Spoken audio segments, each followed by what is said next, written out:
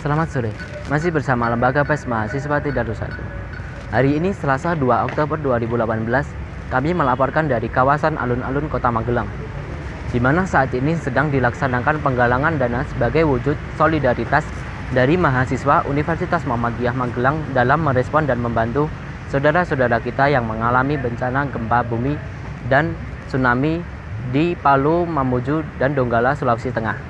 Aksi solidaritas ini dilakukan oleh Badan Eksekutif Mahasiswa, Keluarga Besar Mahasiswa Universitas Muhammadiyah Magelang, serta dibantu rekan-rekan dari unit kegiatan mahasiswa.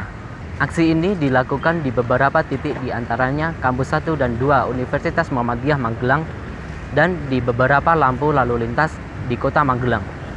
Kegiatan yang sudah terlaksana sejak beberapa hari terakhir, menurut informasi yang dipaparkan dari koordinator lapangan, sudah terkumpul dana kurang lebih sebesar Rp5.230.000. Dan hari ini merupakan agenda lanjutan dari agenda kemarin, masih berlangsung di Kampus 1 dan 2 Universitas Muhammadiyah Magelang, serta di alun-alun Kota Magelang.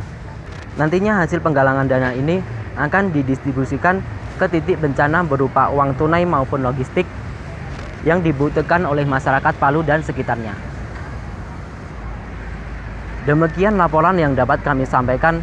Lembaga PES Mahasiswa Tidak 21 melaporkan.